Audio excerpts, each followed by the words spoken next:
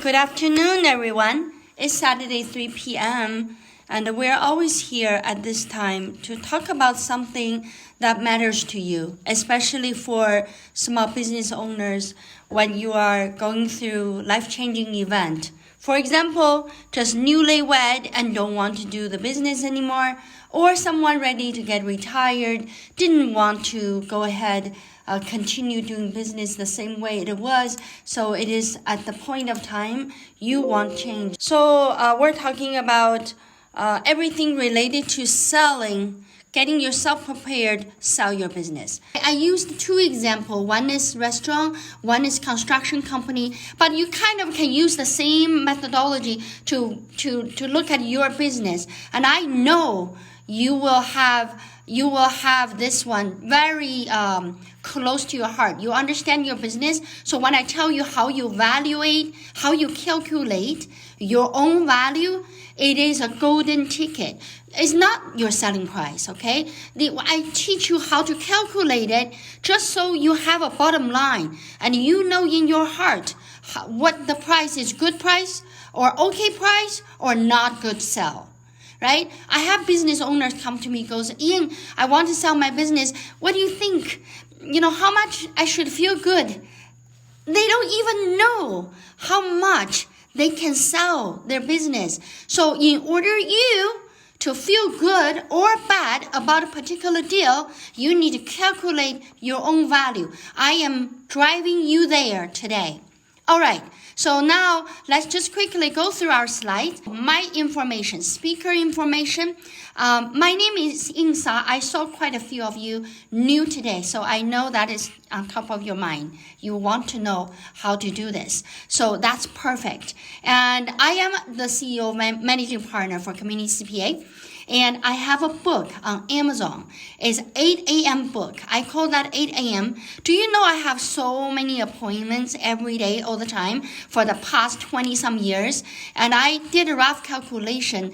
When I was writing this first book, I had over 15,000 appointments under my belt. So I really have a lot of appointments. That's why my book is called Appointment with Ying at 8 a.m. So I talk about how to start up a business. And right here, you see, the subtitle is Starting Up a Business. And I just finished my second book.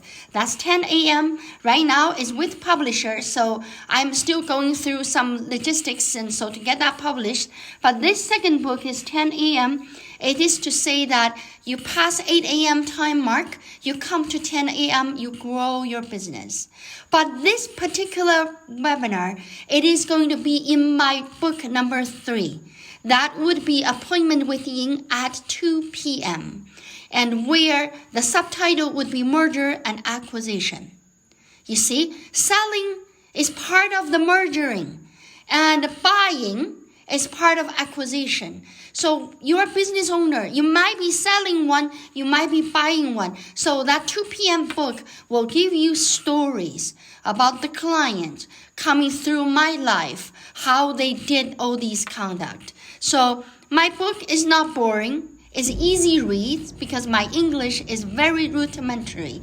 I don't speak Harvard vocabulary, and I just really down to earth. English is my second language, so you would understand. That book I wrote, there's only 3 words. I was checking on internet to make sure that I'm using the right words. And other than those 3 words, every word is common words. There is no hard vocabularies inside my book.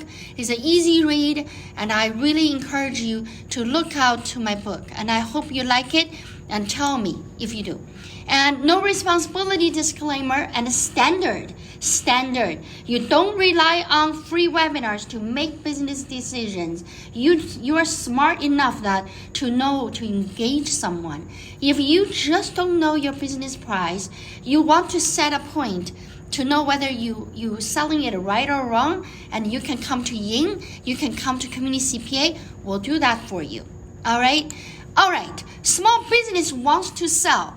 The reason I want to lay it out here is not because oh, that's all I know. Small business wants to sell because of this and that. No, because these reasons, folks, are giving different treatment.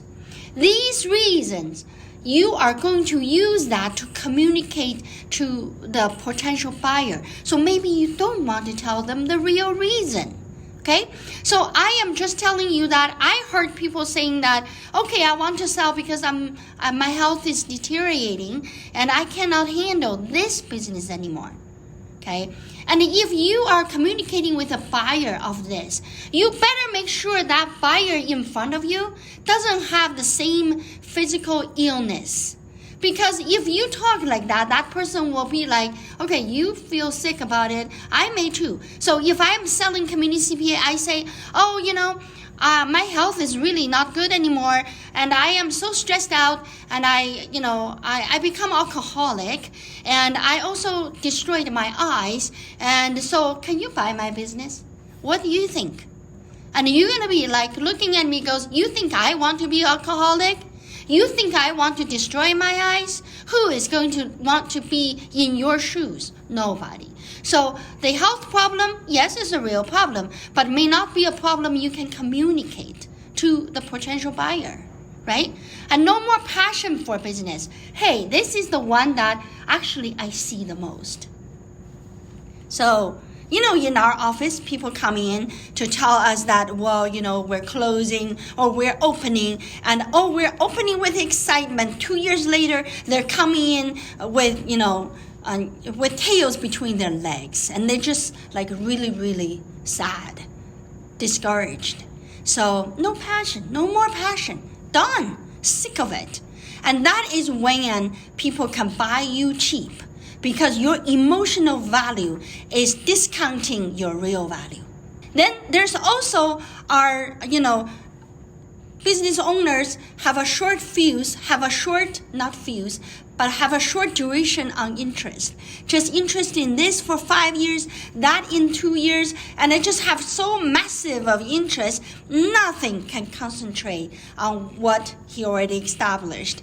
So those kind of business owners, actually, I think you are a true entrepreneur, but your methodology of business is not one.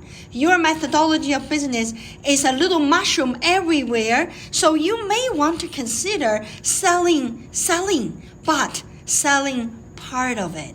So having yourself step up into a holding company. Okay, you see how the reason for selling can drive the different way to sell, right?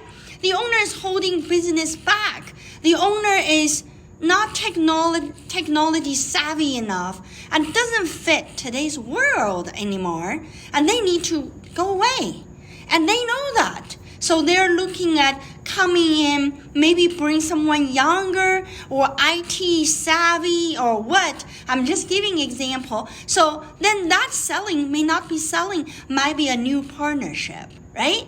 And or maybe owners are getting older, the kids are refusing to take it over, another reason to sell.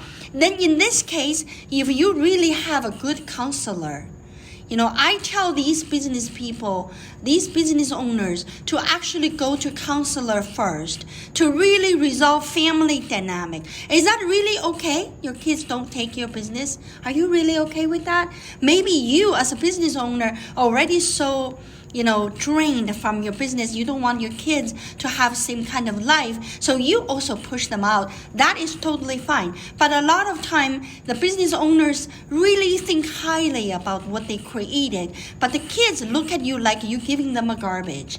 That is a family dynamic, need counseling first before thinking of selling.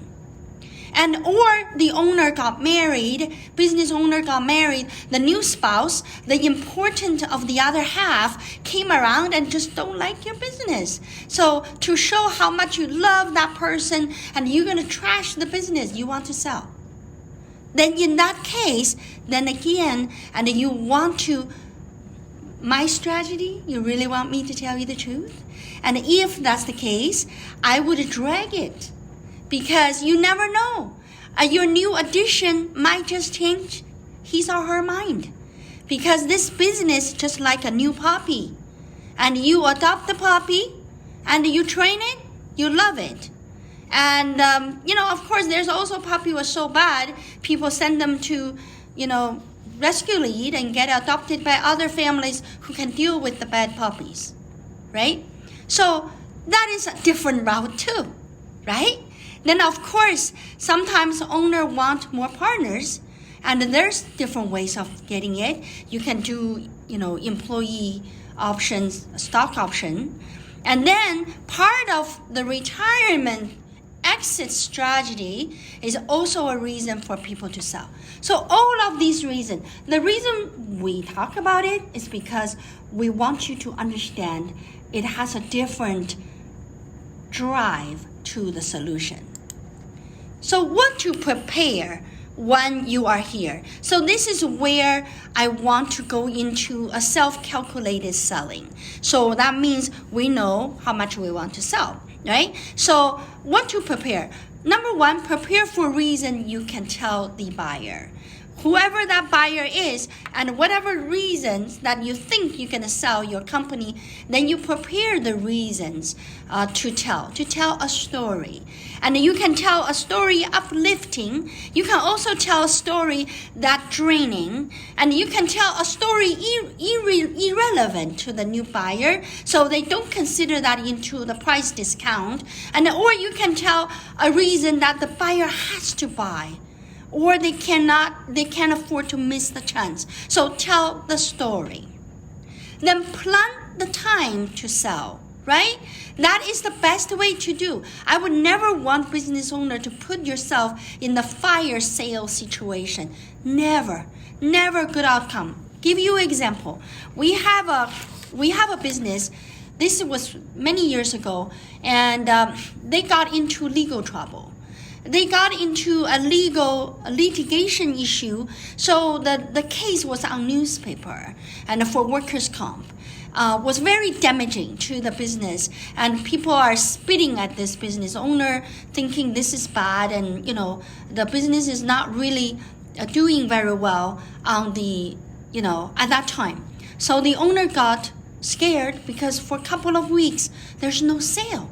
People are resist. From community are not coming forward to support the business. So the business owner want to sell. This is a business that running sales over $1 million. I'm actually giving examples later. They're all around that time. I'll tell you that most of the small business get sold when they're around 1 million to 3 million. Most. And if you say, what about the one under 1 million? Some of them just got trashed by the business owner, didn't even sell. Some of them was sold or maybe give out to the relatives. So when we talk about real business deals, a lot of it sold properly by planning, by strategic planning, is from 1 million to 3 million. And you probably gonna ask me, what happened to when I'm over 3 million? So I'm 3 million to 20 million. I will tell you, those are the businesses a lot of time is actually on merger side, on the acquisition side. So selling side coming in earlier, but if you grow bigger, you naturally think of acquisition. So those are just my experience, what I see, right?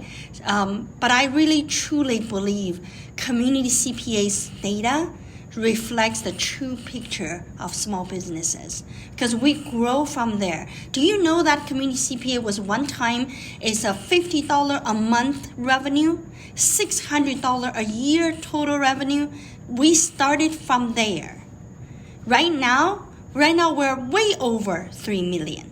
So we're not in the period where we're considering selling. And so once you over that hurdle, once you over that threshold, not hurdle, positive threshold, and then you actually looking at acquisition, not selling. So, but today's topic is about selling. So we're gonna look at businesses right in this selling area. So this business was selling for 1 million some total sales at that time. The owner was going through fire sale because of the litigation issue. So someone walked in wanting to buy his business for $100,000. So the business owner came to me and said to me that, I want to sell. Someone offered me $100,000. And I said, sure, if you want to sell, you can sell, but that's a fire sale, and you did not get the value you're supposed to get. So he said, then what's my value should be? So I looked at his financial statement and balance sheet. I told him that the fair price for you, if you sell more, you're happy. If you sell less, you are sad. And that value is at least at $350,000. So he didn't sell, because the person who wants to buy just want to take that moment of advantage to take over that business. So it didn't sell, and the business sold last year. Okay, so the business has grown from 1 million to about 4.5, and they sold for 1.2 million. Ladies and gentlemen, you don't want fire sale.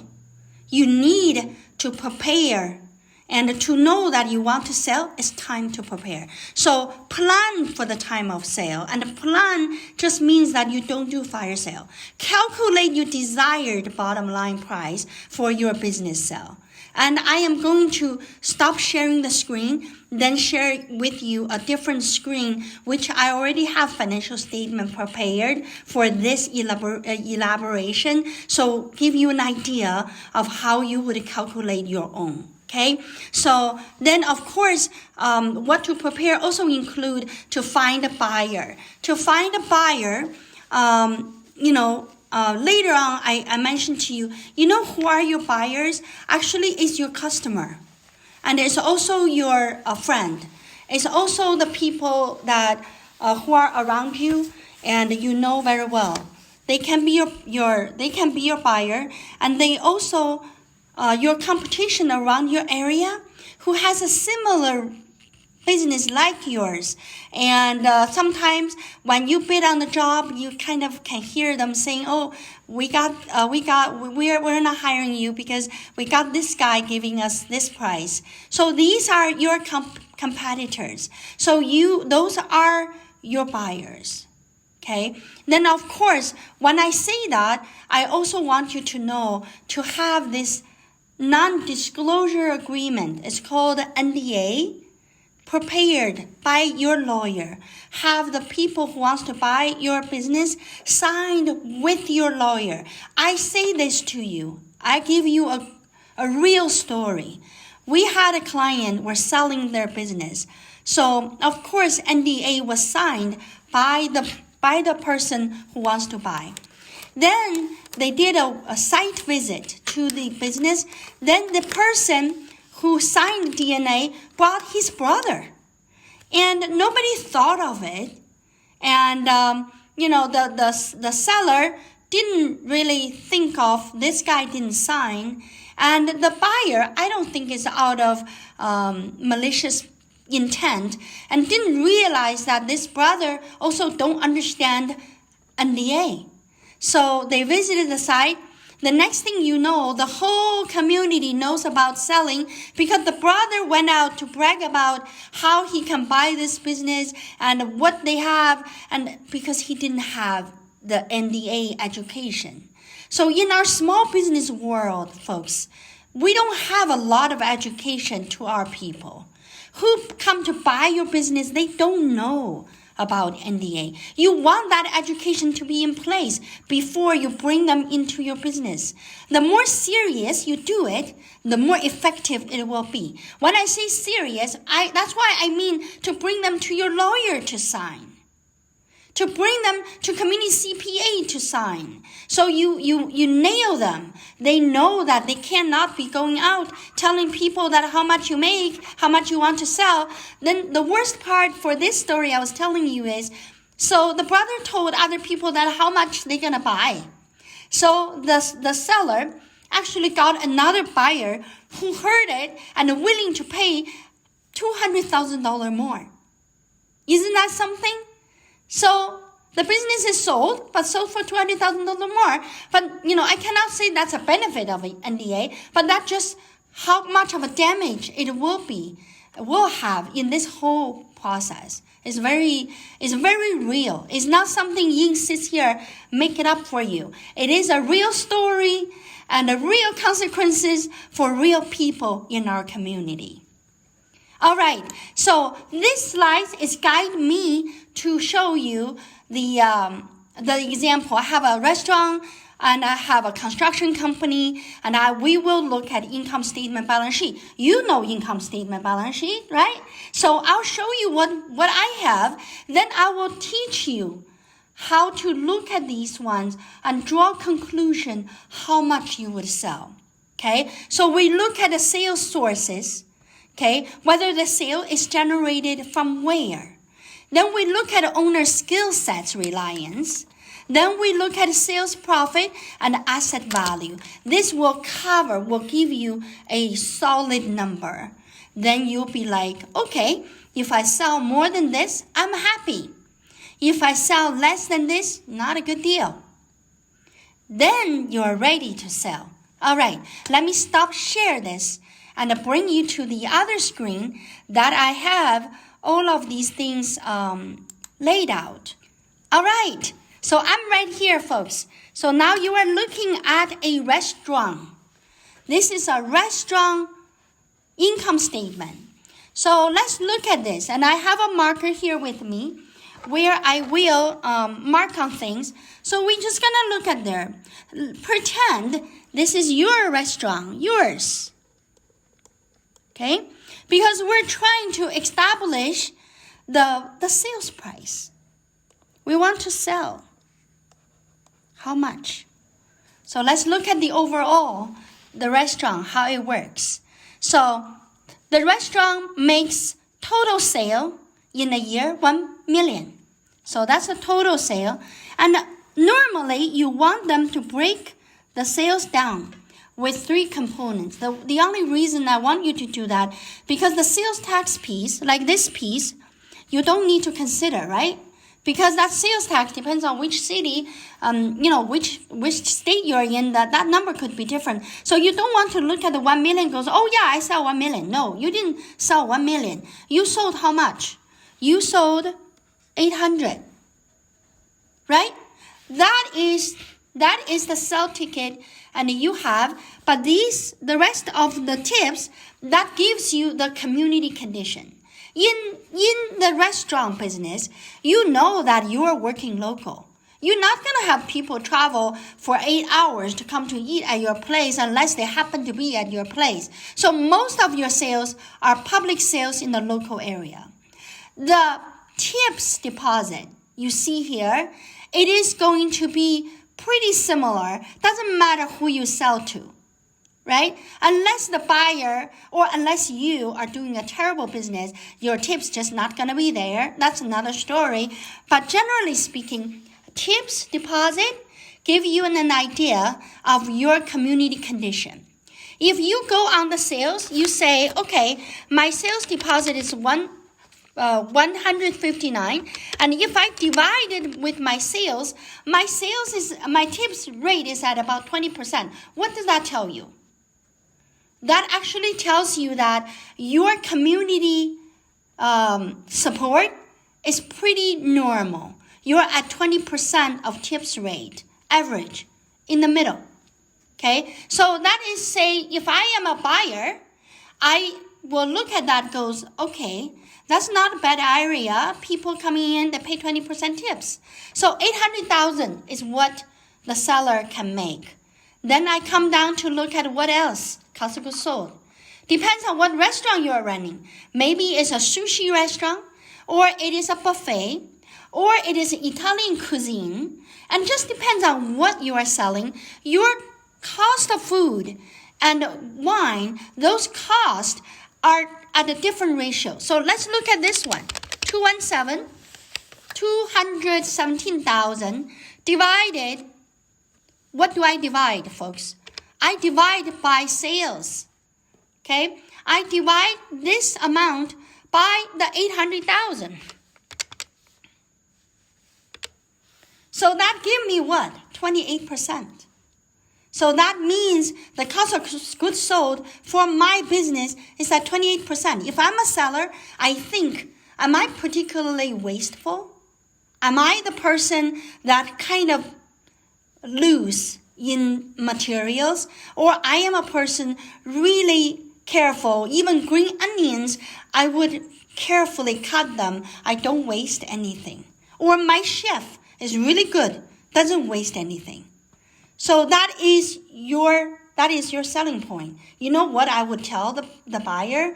I would tell the buyer that I'll provide you with the place where I get my food, so you can keep your ratio low, keep the ratio at my ratio or even lower. I have a chef who really is very careless, wasting a lot of food. If you got a better chef to come in, and this person will save the money, your cost of goods sold don't need to be 28%, can be 20%, 24%. So that is what I'm calculating. I, as a seller, I want to understand my own point. So now I'm coming to salary. You see how I don't care about anything else? I come directly to salary. So this is the second thing I consider inside of income statement. I consider what? I consider sales. I consider cost of goods sold. I consider salary. So I came to the salary, and in this particular one, and you can see that the salaries really, the employees' expectation are these three numbers. Because they need to get paid, their taxes need to be paid, and they also need to get tips. So this is what the overall payment. So if you look at this salary and you compare, we can roughly, this is $500,000, right? So we compare our sales. We are paying a lot on salary. It is overpaid. What is the salary ratio for a restaurant should be? What is this ratio should be? Want me to tell you? 33%. We are at what? 50%. So now I'm the seller. And I know, okay, it's too high. But it doesn't matter to me. Because when I sell, the employee not going to be the same. They're probably going to get their own employee. So I'm going to use that as my selling point. So I'll tell people that, you know what? I know it is 50%, but that's for me. Because I don't really, that's why I'm selling it. I just think that somebody else can really operate this better. If you imagine, if you reduce that by, 17, almost 20%, then you will make so much money. 20% is a lot with was almost $200,000 saving you're going to see. So I will explain, because why do I care to explain, folks? Because I have a total loss. I didn't run the business that great. Even though it's $1 million sales, I have a loss, and I want to sell. I want to sell good money, and I need to explain to the buyer where he can turn this negative to positive. So what he can do? He can reduce salary, and he can reduce cost of goods sold. Right? So if he only reduce salary, it's already at $200K. Then you maybe the buyer also cares. So other than these numbers, they care. They also want to care that who is the chef? Is that you? You're the seller. What is the good answer, folks? Is it a good answer to say, oh yes, I am the chef. I cook so good. That's why I got a lot of this. Is that a good answer? No. To prepare yourself for sale, you should take yourself out of it. You're not the chef. You're not the waitress. And you're also not involved in business. That is the best selling strategy. Because as soon as you tie yourself into the business and you make yourself a big deal, without you, the business is not going to go. Who is going to buy it from you? Nobody. On the sales side, another thing to mention, for restaurant, when you sell and you have an advantage, anything related to cost of goods sold and the salary, the buyer don't necessarily care. You know what they care? Just the sales. because they know that customer would come in. As long as they keep the place, maybe they even keep your restaurant name, the customer would still come in. If they do anything different, down there with this list, they're going to make money, right? So now, coming back to our point, we're trying to calculate our price. So what is the price we want to give to the buyer, okay? And generally speaking, the biggest price, and you will see with this restaurant losing money, and the biggest price can be your sales, 1 year sale. Can be. Haven't seen this type of sales for a restaurant recent years. Since pandemic, and there's a lot of restaurants close and sell, none have done a sales. But prior to that, yes, it has been done that way for some restaurants. And then below that, it is all possibility, and you didn't make money. Then you tell them that, oh, I'm the chef. I actually take $200,000 salary a year. So the most big of the salary is my salary. And, I really should not be having loss if I don't take my salary. So then you will say, that means I actually have 100K net profit. Then multiply that by 3 times. That would be a fair sale for a restaurant. So you take care of some conditions, and then you calculate your actual profit with you taking out of the equation, and then 3 times of the net profit. See, so far I gave you how many number? 800 and 300. Very different. Now, let's look at balance sheet. In restaurant, balance sheet is important. Why? Not only you may have equipment, sometimes you don't, because you lease the place and everything is there. But sometimes you build it. You have a lot of equipment in here. So when we sell a restaurant or any businesses that use asset, and we don't consider this, because this gives you asset 0, right? They depreciated that out, so you didn't really have any value. In fact, we do care about this value. So in this restaurant, if we don't think about income statement on the asset, and you are ending up with what? You're ending up with $35,000. But one other things, your buyer would really care, and that is what? That is your cash on hand and your bank account. Why is that important? Can someone tell me? Not that the buyer going to take your balance, no. The buyers will see how your cash flow goes. So in this particular case, the buyer knows that you got really good cash flow. You have like $740,000 in the bank. Are you crazy? Do you know the bank can go bankruptcy, and they only pay you $250,000 if they went bankruptcy by FDIC insurance, right? Don't do that to yourself. Should never have so much balance on the bank. But your cash flow is good. Buyers is pretty happy. So they're thinking, okay, if you pay off all the loans you have, which is the total liability, that's about $150K. So then $150K, you still have about $600 on the cash flow side. Pretty good cash flow. That gives the buyer the confidence to say that we can look at this restaurant. So now the net asset is also a number to consider to buy the restaurant. If they don't want to buy anything else, they just buy asset, they are actually looking at this number to buy the asset, right? But in this example, we got 2 numbers from the first page. On the second page, we confirm the cash flow.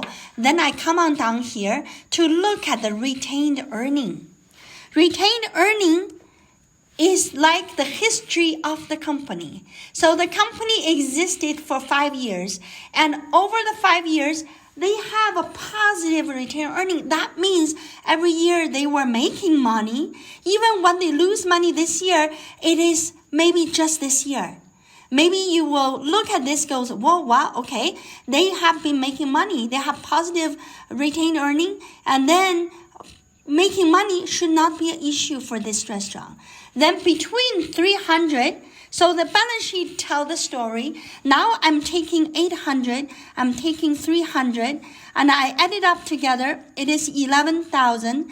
And if I just say that I'm going to figure out how much I want to sell, I just gonna give myself an average price so that I can kind of sell it. Then what would that be? Oh, I'm sorry. This is okay. So don't get too worried. I'm not robbing you away from that. So we got 5K for this restaurant. Sure, you go to your friend goes, too expensive. Can you sell me less? You got between 300 to 550. But if you go to the brokerage company, they want you to give a price, and you say, well, 800, they got a buyer paying you 600, you're happy because you know you have 550. If you go on auction site, wanting to sell your restaurant on auction, and the auction site always going to ask you what's your bottom line, because you will start from the bottom line. So your bottom line will be 300,000. So people will bid one by one. And then you can have a bottom line to start. You can have a line that you will sell. You can put 550 as your cutoff. So people will bid. So we'll go up to 550. Then whoever bought it, you can sell. So that's one scenario for restaurant folks. I hope that gives you some good thinking. So this one, the second one, it is a construction company. It's yours too. It's yours, construction company. I started with balance sheet on construction company, you realize, for a good reason. For construction company, a lot of time it is your equipment that really worth a lot. So people don't want to buy your income statement. You know why? Because construction company, a lot of times, your customer is kind of your customer. They know you, then they come. You not like a restaurant, you probably can receive 100 clients each day. Most of them, you don't know who they are. They're just coming out of blue, right? They're just public company. Not public company. That means something different. It's public attendance, right? And like you don't have a business risk to lose all of them unless you have a negative price somewhere, and then that you would lose a lot of them. But for construction company, it is not like that. Construction company, most likely, you have a recurring client who had done small job with you, then do bigger job with you, then do bigger job with you. And you are known to somebody, they give you that. So as a buyer, the risk is what? Losing you.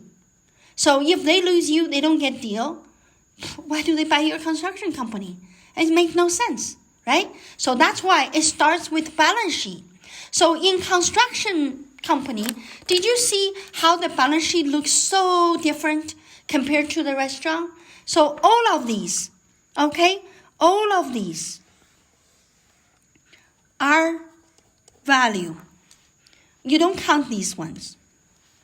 The reason I say you don't count them, because depreciation is a different animal.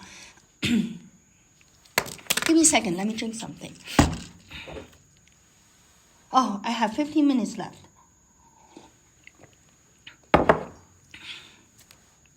I'm really not done, but let me continue.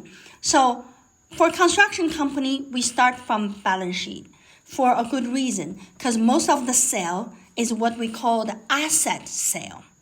They buy your asset. They don't buy your client list, even though they want to, but they don't have assurance related to client list. But asset for sure. So we don't look at accumulated depreciation because these are tax treatment. And you can see when we run the balance sheet, you always have a number over here to offset, and that number, it is really for tax purposes. But in reality, you're running your equipment. Doesn't matter it's depreciated or not, right? They still have to go. So they are running equipment, so they're a value. So what you look at right now, folks, tell me, how much is the asset? 800. Why? Because I depreciated 457 already. I still have this much left. So I add these two numbers together, it's about 800K. So if I really want to make money, I should sell 800K. So this 800K gave me one number. Now I got one number, right?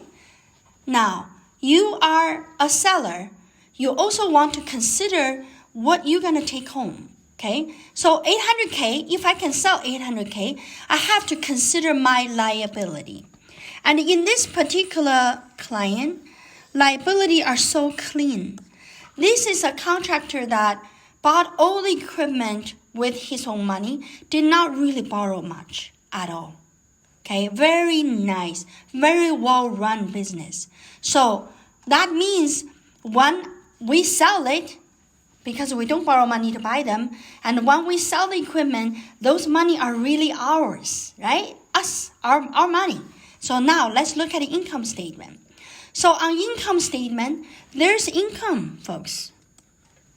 So if I am a seller, and I will actually break the income down for the buyer to give them confidence, because you know why they don't want to buy your client, because they think you are gone and they won't have anything. So the best practice for seller is to offer client services for a duration year. So normally it is 2 years contract.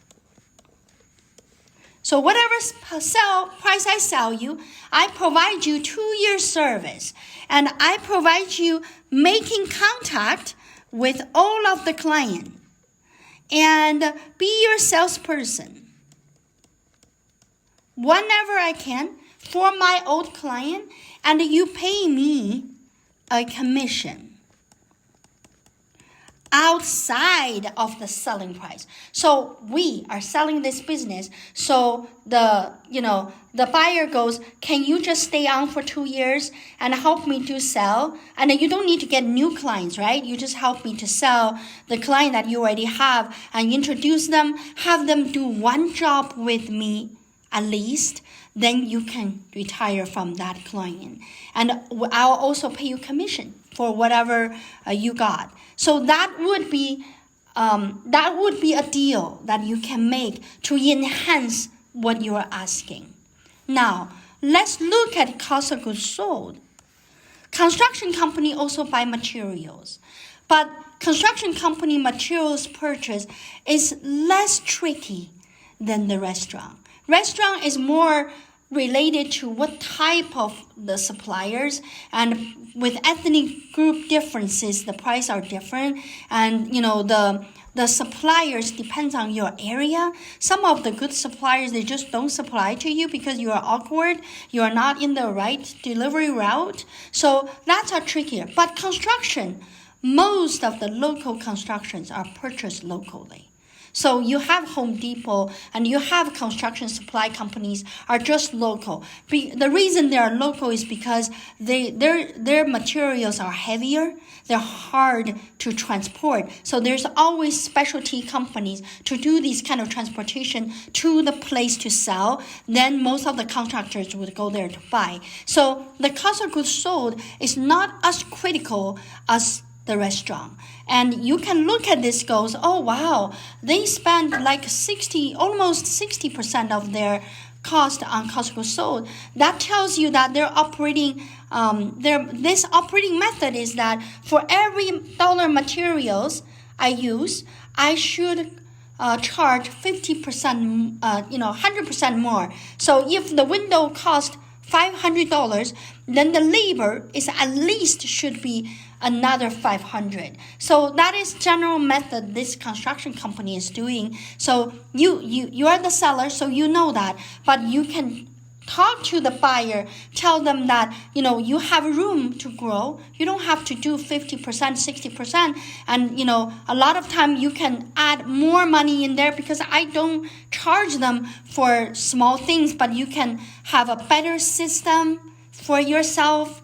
And don't like me and manage, you manage, then you can lower cost of goods sold and increase the sales would still increase.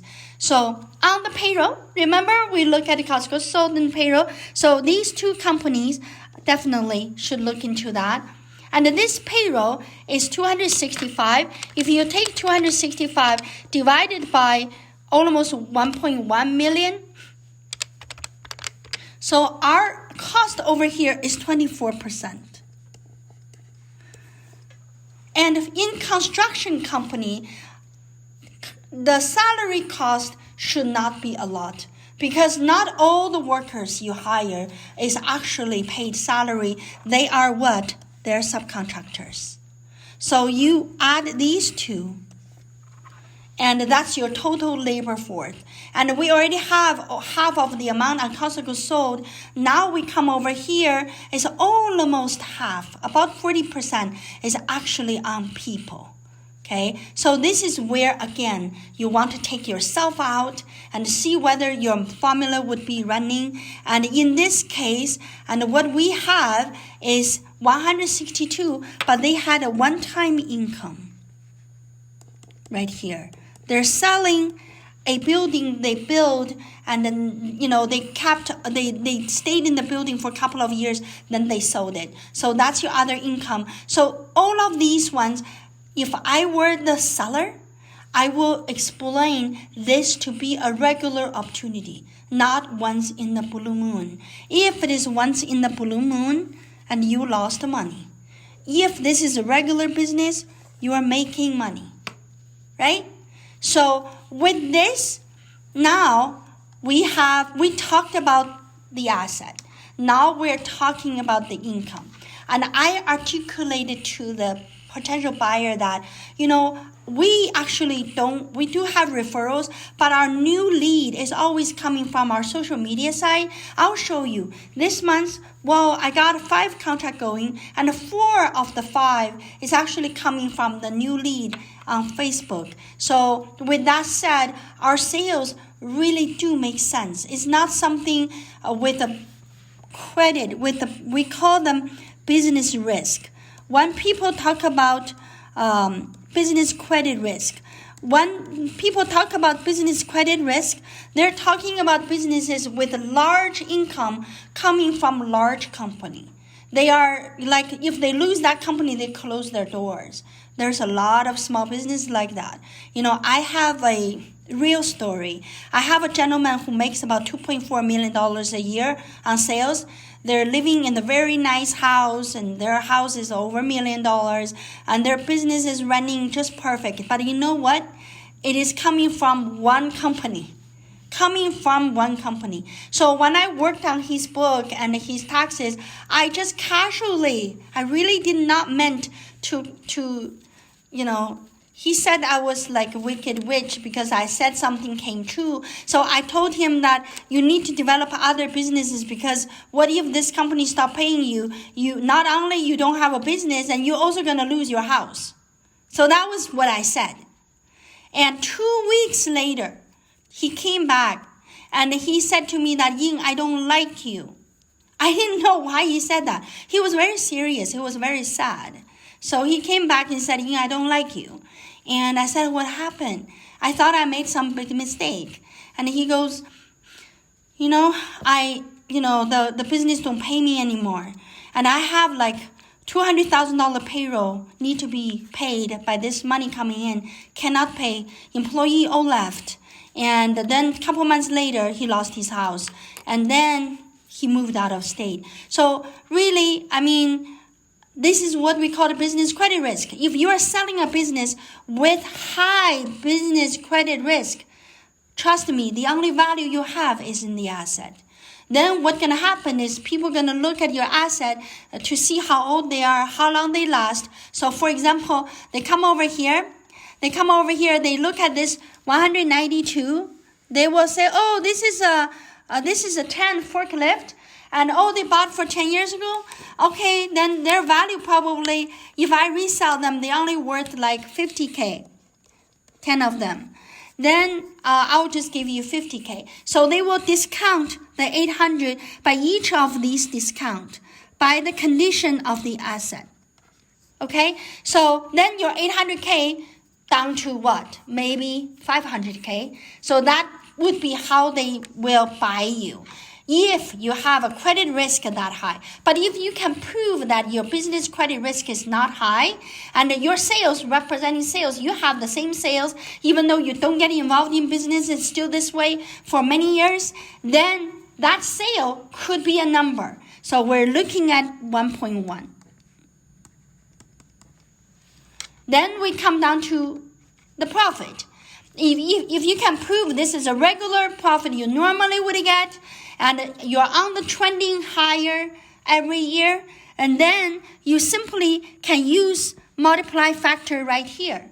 So if you always made profit, your credit risk is low, and your profit, I would not go for 3. The only reason I went for 3, it was because it was a loss situation. So you can go up any number you wanted. You can do 5, and you can do 10, and most people, when they run profit, they do 5. So if it is 5, this number 162 times 5, it will be close to 800 again.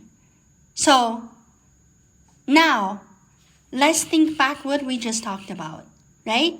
For construction company, we talked all these areas we need to know. We need to know your business credit risk, low or high. We need to know how you pay your labors, whether you took yourself out of that or not, right? And your total sales and your profit, and considering your asset, and that's where we decide on the bottom line. So someone might just come in. So now you have a 800 on asset, you have 1.1 on the sales, and then you also have 800 on the profit 5 times. Then you divided that by 3 because we had 3 numbers. So we're looking at 900K for selling.